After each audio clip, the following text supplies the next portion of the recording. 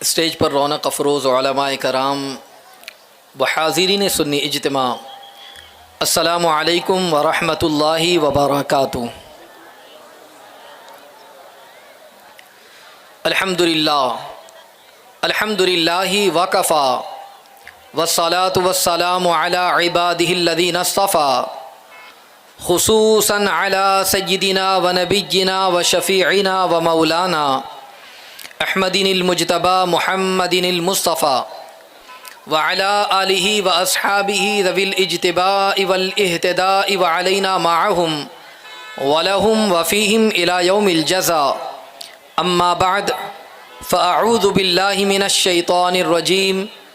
بسم اللہ الرحمن الرحیم، وَإِن تَوَلَّوْا فَإِنِّي أَخَافُ عَلَيْكُمْ عَذَابَ يَوْمٍ كَبِيرٍ۔ صدق اللہ العظیم۔ پڑھیں الصلاۃ والسلام علیک یا رسول اللہ، الصلاۃ والسلام علیک یا حبیب اللہ، الصلاۃ والسلام علیک یا نبی اللہ، وعلی آلک و اصحابک یا نور اللہ، صلی اللہ تعالی علیہ وسلم۔ میں نے آیت مبارکہ کے جس حصے کی تلاوت کا شرف حاصل کیا، اللہ جل شانہ اس کے متعلق مجھے حق کہنے اور آپ سب کو حق سننے اور ہم تمام کو اس پر عمل کرنے کی توفیق رفیق عطا فرمائیں۔ میرے پیارے آقا علیہ الصلاۃ والتسلیم کے پیارے دیوانوں، یہ ماہ مبارک عظمت و برکت والا مہینہ رجب المرجب اور اس کی 6 تاریخ جس کو نسبت آقائے نعمت سلطان الہند عطائے رسول خواجہ غریب نواز چشتی رحمۃ اللہ تعالی علیہ کی ذات والا تبار سے اس کو نسبت بھی حاصل ہے۔ آج ہم اور آپ یہاں پر جمع ہوئے ہیں، بلا شبہ ہندوستان کی سرزمین پر عطائے رسول خواجہ غریب نواز چشتی رحمۃ اللہ تعالی علیہ نے دین کی اشاعت، اسلام کی ترویج و اشاعت کے لیے جد و جہد بھی فرمائی اور آپ نے دور دراز تک دین کے پیغام کو عام فرمایا۔ لوگ آپ کے قریب آتے رہے، اسلام سے جڑتے رہے، لوگ آپ کو دیکھتے رہے، کلمہ پڑھتے رہے، مسلمان ہوتے رہے۔ میں ان کی زندگی طیبہ کے حوالے سے بھی کچھ باتیں آپ کے سامنے رکھنے کی کوشش کروں گا۔ آج ہماری جو زندگی گزر رہی ہے،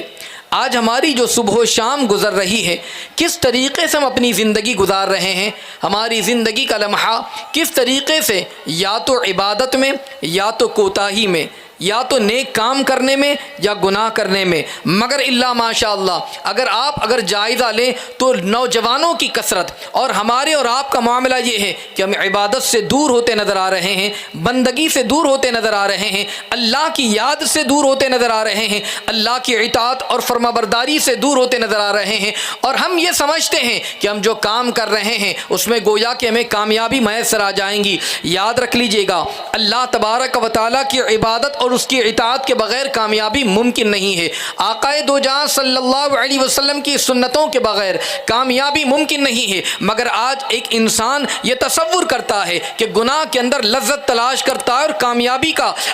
ذہن بناتا ہے۔ آج برائی انسان کرتا ہے اور یہ سوچتا ہے کہ میں جو کچھ بھی کر رہا ہوں یہ دنیا کی زندگی ہے، یہ میری اپنی لائف ہے، یہ میری اپنی زندگی ہے، اپنی زندگی میں اپنی مرضی کے مطابق گزار دوں، اپنی زندگی میں اپنے اعتبار سے گزار دوں، کون مجھے پوچھنے والا ہے، کون میرا کچھ بگاڑنے والا ہے۔ اور اس طریقے سے وہ انسان زندگی کے لمحات کو جو گزارتا ہے، وہ کبھی ایسا بھی ہوتا ہے کہ وہ گناہ کرتے ہوئے، نافرمانی کرتے ہوئے، برائی کرتے ہوئے، عیاشی کرتے ہوئے، حکم خدا کے خلاف کام کرتے ہوئے گزارتا ہے، اور پھر اس کے بعد کبھی کبھار ایسے معاملات بھی آ جاتے ہیں کہ وہ پریشان بھی ہو جاتا ہے، تکلیف سے دوچار بھی ہو جاتا ہے، اور پھر اس کے بعد اس کی زندگی ایسی گزرتی ہے کہ یاد رکھ لیجئے وہ دور سے دور اسلام سے ہوتا نظر آتا ہے۔ یاد رکھ لیجئے اللہ نے جو زندگی ہمیں عطا فرمائی ہے، اللہ نے جو ہمیں جو زندگی عطا فرمائی، جو نعمتیں عطا فرمائی، ہماری جو سانسیں چل رہی ہے، اللہ نے جو صبح و شام ہمیں عطا فرمائے ہے، یہ اس کی بندگی کے لیے، اس کی عبادت کے لیے، اس کی اطاعت کے لیے، اس کی فرمانبرداری کے لیے، اس کو راضی کرنے کے لیے اللہ تبارک و تعالیٰ نے ہمیں زندگی عطا فرمائی ہے۔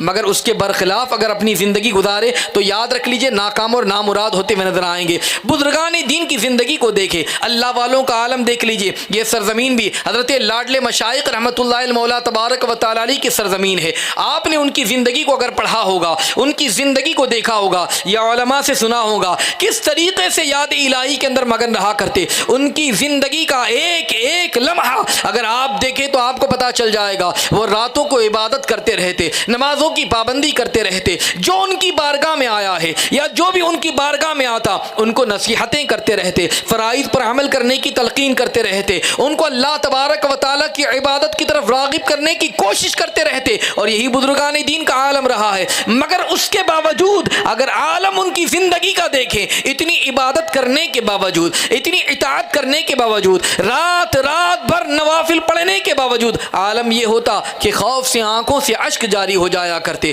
رویا کرتے، گریو زاری کیا کرتے، اللہ کے ڈر سے آنسو بہایا کرتے تھے۔ آج ہمارا عالم یہ ہے، ہم گناہ پر گناہ کرتے ہیں، دلیر ہوتے جا رہے ہیں، برائی پر برائی ہم کر رہے ہیں، اور پھر اس کے بعد ہمارے اندر ہمارے سروں پر جو تک رینگتی نظر نہیں آتی ہے۔ یاد رکھ لیجئے اگر ان اولیاء اللہ کو دیکھیں، ان بزرگان دین کی زندگی کو دیکھیں اور ان کی زندگی سے اگر ہم سبق حاصل کر لیں تو یاد رکھ لیجئے ہم کامیاب انسان بن سکتے ہیں۔ آج آپ کو یہاں پر بلایا گیا ہے، آج آپ کو یہاں بلانے کا مقصد بھی یہی ہے، ہمارے یہاں پر جمع ہونے کا مقصد بھی یہی ہے تاکہ ہم اپنی زندگی کو سنواریں، اور جب ہم اپنی زندگی اللہ کی عبادت کرتے ہوئے گزاریں گے، اللہ کو مناتے ہوئے اور اس کو راضی کرتے ہوئے گزاریں گے تو یاد رکھ لیجئے پھر ہماری آخرت کی منزل بھی آسان ہو جائے گی، ہماری آخرت بھی سنورتی نظر آئیں گی۔ اگر آخرت کو کامیاب بنانا ہے، اگر آخرت کو کامران بنانا ہے تو یاد رکھ لیجئے دنیا کی زندگی کے اندر ہمیں عبادت و اطاعت کرنی ہوگی، رسول اللہ صلی اللہ علیہ وسلم کے فرامین پر عمل کرنا ہوگا،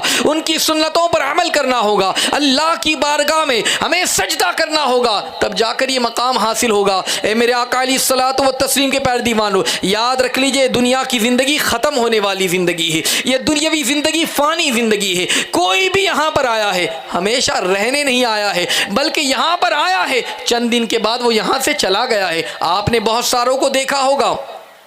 کل تک جو ہمارے پاس تھے یا کل تک کے ہمارے درمیان تھے، آج وہ ہمارے درمیان موجود نہیں ہے، وہ قبر کے اندر لیٹے ہوئے ہیں۔ کیا آپ نے ان کو نہیں دیکھا ہے؟ کل تک کے جو ہمارے ساتھ رہنے والا انسان آج ہمارے درمیان نہیں ہے، آج وہ قبر میں لیٹا ہوا ہے۔ ذرا تصور تو کرے، آج ہم بھی یہاں پر موجود ہیں، کل ہم نے بھی قبر میں جانا ہے۔ بتاؤ اس کے لیے ہم نے کیا تیاری کر رکھی ہے، ہم نے آخرت کے حوالے سے کیا تیاری کر رکھی ہے؟ اے میرے آقا علیہ السلام کے پیارے دیوانو، حضرت سلطان الہند عطائے رسول خواجہ خواجگاں خواجہ غریب نواز چشتی رحمۃ اللہ تعالی علیہ اپنے ملفوظات کے اندر اس حوالے سے تحریر فرماتے ہیں، ارشاد فرماتے ہیں، جب میں اپنے مرشد کی بارگاہ میں گیا، حضرت خواجہ عثمان ہارونی کی بارگاہ میں، اور آپ جہاں جہاں سفر کرتے میں بھی آپ کے ساتھ ساتھ سفر کرتا رہتا۔ آپ اپنی زندگی کے حوالے سے بتاتے ہیں، اپنے مرشد کے ساتھ ساتھ میں ایک مقام پر پہنچا اور وہاں پر میں نے ایک بڑی خانقاہ دیکھی، ایک اللہ والے کا در دیکھا، ایک اللہ والے کا جو ہے آستانہ دیکھا،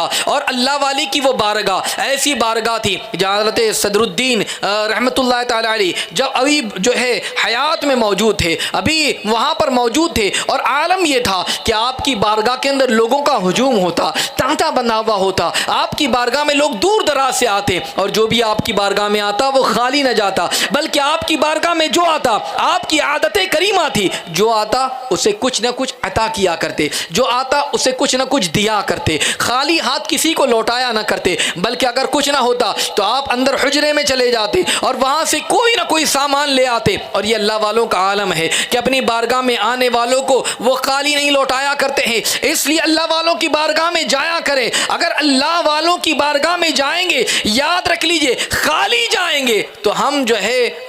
گوہر مراد سے اپنے دامن کو بھر کر واپس آئیں گے۔ یاد رکھ لیجئے اللہ والوں کا در وہ ہوا کرتا ہے، وہ سوستان کی سرزمین پر حضرت خواجہ خواجگاہ فرماتے اپنے مرشد کے ساتھ ساتھ میں پہنچا ہوں، اور وہاں پر جس اللہ والے کے در پر جانے کا موقع ملا وہ حضرت سیدنا صدر الدین رحمت اللہ تعالیٰ علیہ، بڑے پائے کے بزرگ ہیں، بہت بڑے اللہ کے ولی گزرے ہیں، اللہ اکبر۔ ان کی بارگاہ کے اندر جو آتا، غور سے سنیے گا، جاتا تو آپ ایک بات ہر ایک بندے سے کہتے،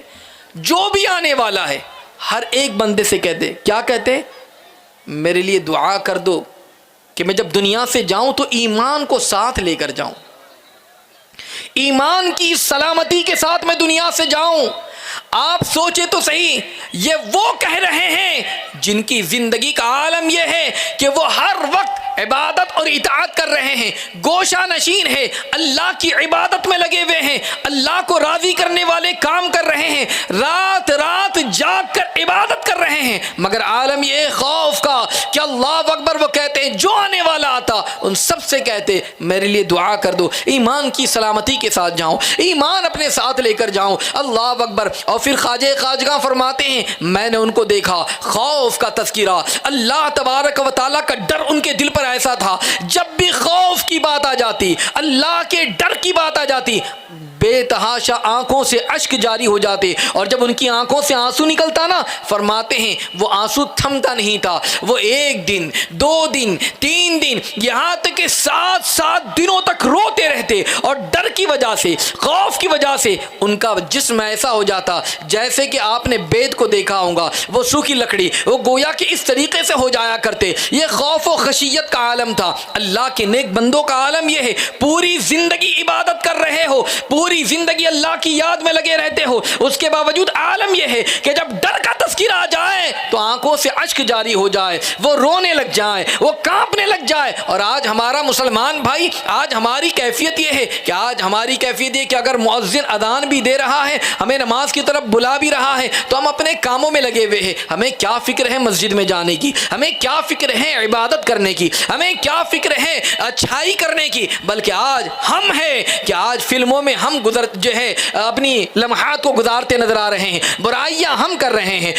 جھوٹ ہم بول رہے ہیں، اور لوگوں کو ستانے والے ہم کام کر رہے ہیں، گویا کہ ہر برے کام کے اندر آج ہم مگن نظر آ رہے ہیں، مگر ہمیں خوف کا ذرہ برابر بھی احساس نہیں ہوتا۔ یاد رکھ لیجئے میرے آقا علیہ السلام کے پیر دیوانوں، صرف اور صرف خوف خدا کی بات آ جاتی، آنکھوں سے اشک روا ہو جاتے، اور آج ہماری کیفیت یہ ہے کہ اگر کوئی کچھ بھی کہہ دے ہمیں کوئی فکر نہیں ہوتی، نہ ہمیں کوئی احساس ہوتا ہے۔ وجہ کیا ہے؟ آج گناہ پر گناہ ہم نے اتنے کر لیے ہیں کہ ہمارا دل سیاہ ہو چکا ہے۔ یاد رکھو مسلمانوں، یہ دنیاوی زندگی ختم ہونے والی زندگی ہے، ذرا تصور تو کرو آخرت کا، ذرا تصور تو کرو قبر کا۔ حضرت صدر الدین خود ارشاد فرماتے ہیں، خواجہ خواجگاہ فرماتے ہیں کہ حضرت صدر الدین رحمت اللہ تعالی علیہ خود ارشاد فرماتے ہیں، اے خواجہ اے معین الدین، فرماتے ہیں کہ میری جوانی کا عالم تھا۔ خواجہ خواجگاہ سے فرماتے ہیں کہ جب میں وہاں پر پہنچا، فرماتے ہیں معین الدین سنو، جس کو یہ پتا چل جائے کہ اسے قبر میں جانا ہے، اور وہ قبر کی جگہ کیسی جگہ ہے؟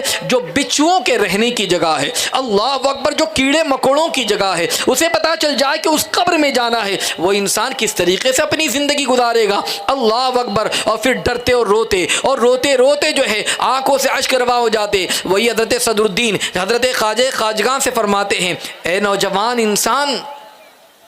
30 سال پہلے کی بات ہے۔ خواجہ خواجگاہ جب ان سے پوچھتے ہیں کہ حضور کیا بات ہے آپ اتنا روتے ہیں؟ آخرت کے ڈر سے، قبر کا جب تذکرہ ہو جائے تو اتنا روتے ہیں کہ آنسو تھمتے نہیں ہیں۔ خواجہ خواجگاہ نے پوچھ ہی لیا کہ اس کی وجہ کیا ہے، اس کا سبب کیا ہے؟ آج کبھی خوف کی وجہ سے ہماری آنکھوں سے ایک قطرہ نہیں نکلتا، مگر کہتے ہیں 7 دن تک آپ کی آنکھوں سے اشک تھمتا نہیں ہے، اس کی وجہ کیا ہے؟ جاننا چاہیں گے اس کی وجہ؟ اللہ اکبر۔ خواجہ خواجگاہ نے اس موقع پر ان سے پوچھ لیا، حضور وجہ کیا ہے، آپ اتنا روتے کیوں ہیں؟ تو حضرت صدر الدین رحمت اللہ تعالی علیہ اس موقع پر ارشاد فرماتے ہیں، اے نوجوان سنو، 30 سال پہلے کی بات ہے، اور 30 سال ہو گئے میں نے اس کا تذکرہ کسی سے نہیں کیا، آج 30 سال کے بعد پوچھنے پر میں تمہیں بتا رہا ہوں۔ اور وہ وجہ یہ ہے کہ ایک مرتبہ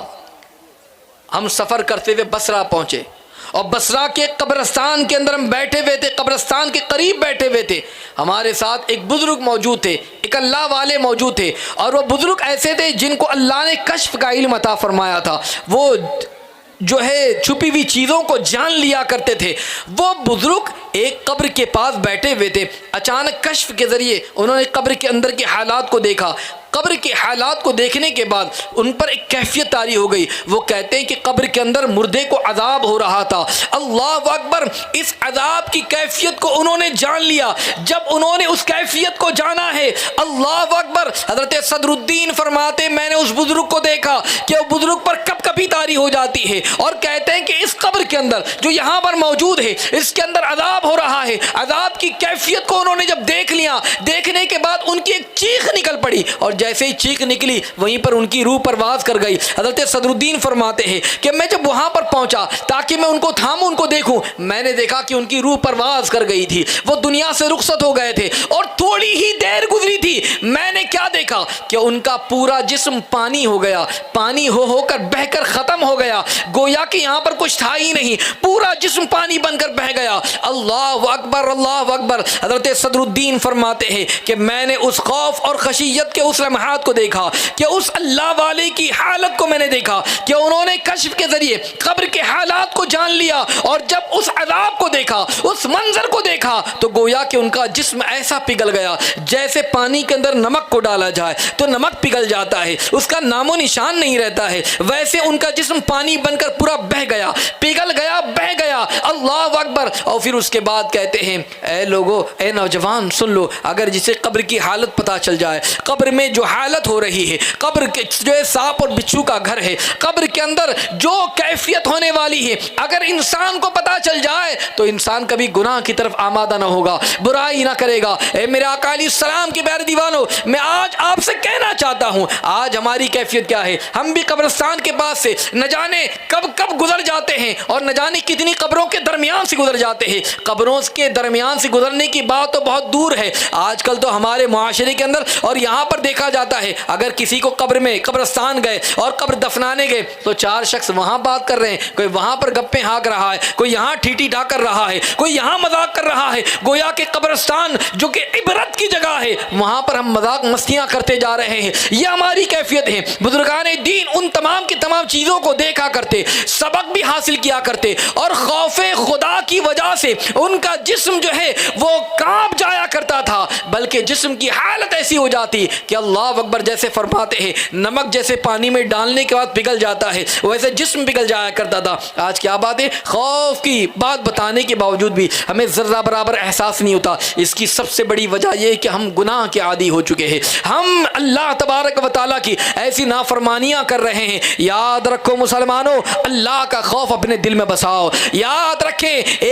ہر انسان کو موت آنی ہے، ہر شخص کو موت کا مزہ چکھنا ہے۔ کل نفس ذائقۃ الموت فرمایا گیا، ہر انسان کو مرنا ہے، قبر میں جانا ہے۔ اور قبر کیسی وادی کا نام ہے کوئی نہیں جانتا، بلکہ قبر تو ایسی جگہ کا نام ہے اگر جس کے بارے میں خلفاء جو ہے خلیفہ سوم حضرت سیدنا عثمان غنی رضی اللہ عنہ مولا تبارک و تعالیٰ سے پوچھا جائے تو اللہ اکبر خود ارشاد فرماتے ہیں، حالانکہ وہ حضرت عثمان جن کو میرا آقا علیہ السلام نے دنیا میں جنت کی بشارت عطا فرمائی، جن کو فرمایا عثمان تم جنتی ہو، مگر خوف و خشیت کا عالم اور قبر کے حوالے سے خود حضرت عثمان غنی ارشاد فرماتے ہیں کہ اللہ اکبر، لوگوں نے دیکھا کہ آپ جب بھی قبر کے واقعے کو بیان کرتے یا قبر کے حالات کو بیان کرتے یا موت کے بعد کی کیفیت کو بیان کرتے تو آپ کی آنکھوں سے اشک جاری ہو جایا کرتا، رونے لگ جاتے، اور اتنا روتے کہ رونے کی وجہ سے آپ کی داڑھی مبارک تر ہو جایا کرتی، بھیگ جایا کرتی۔ کسی نے حضرت عثمان غنی سے پوچھ لیا، حضور کیا بات ہے، جنت و دوزخ کا تذکرہ آتا ہے، یہ کیفیت نہیں ہوتی ہے، یا اور کوئی تذکرہ ہوتا ہے، آپ اتنا نہیں روتے ہیں، مگر جب قبر کی بات آتی ہے تو آپ رونا شروع کرتے ہیں اور بہت روتے ہیں۔ ارشاد فرماتے سنو، قبر آخرت کی منزل کی پہلی کڑی ہے، یہ پہلی منزل ہے۔ اگر قبر میں انسان گیا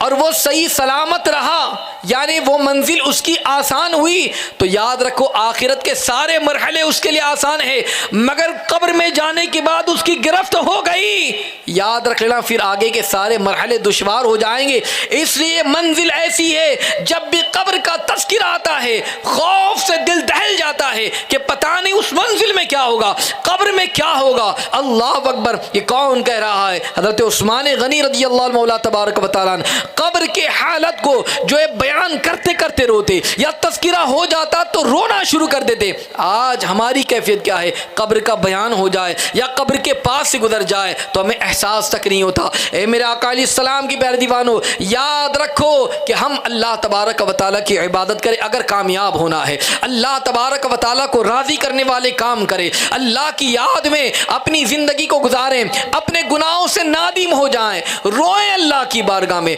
معافی مانگے اللہ کی بارگاہ میں، اللہ کو راضی کرنے والے کام کرے، اس لیے کہ کوئی نہیں جانتا اسے موت کب آئیں گی، کوئی نہیں جانتا کہ وہ کب تک کے دنیا میں رہنے والا ہے۔ اگر کوئی بندہ اللہ کی یاد میں روئے گا، اللہ کا خوف اپنے دل میں بسائے گا، تو یاد رکھ لینا پھر قرآن ان لوگوں کے حوالے سے بیان کرتا ہے، وَلِمَنْ خَافَ مَقَامَ رَبِّهِ جَنَّتَانِ، جو اللہ تبارک و تعالیٰ کے خوف سے روئے، یاد رکھیں اللہ اسے دو دو جنتیں عطا فرمائے گا۔ یاد رکھ لینا یہ انعام خوف خدا کی وجہ سے حاصل ہونے والا ہے، اس لیے اللہ کا ڈر اپنے دل میں پیدا کرے، اللہ تبارک و تعالیٰ کو راضی کرتے رہیں، نمازوں کی پابندی کرتے رہے، اللہ کو راضی کرنے والے کام کرتے رہے، عبادت و بندگی کرتے رہیں۔ اگر ہم نے یہ عہد کر لیا، یاد رکھ لیجئے آپ کا یہاں پر آنا بھی کامیاب ہے، یہاں بلانا بھی کامیاب ہے، اور انشاءاللہ العظیم یہاں سے جانے کے بعد ہم اپنی زندگی اس طریقے سے گزاریں کہ اللہ کو راضی کرنے والے ہم کام کریں گے انشاءاللہ العظیم، عبادت و بندگی کریں گے،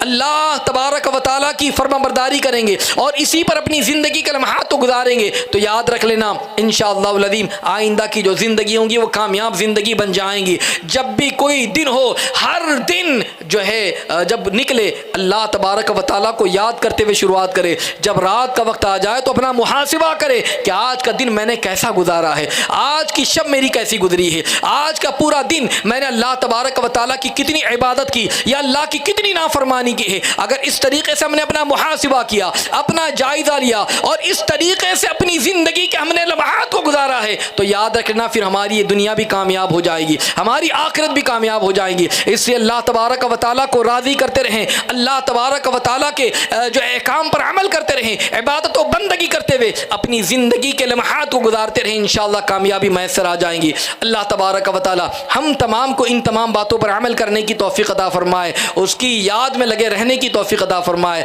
اس کے خوف سے رونے کی توفیق عطا فرمائے، اور دنیا میں جب تک کہ رکھے ایمان کی سلامتی کے ساتھ رکھے، اور مولا ایمان ہی پر خاتمہ نصیب فرمائے۔ استغفر اللہ العظیم الذی لا الہ الا هو الحی القیوم واتوب الیہ وما علینا الا البلاغ المبین۔ السلام علیکم ورحمۃ اللہ وبرکاتہ۔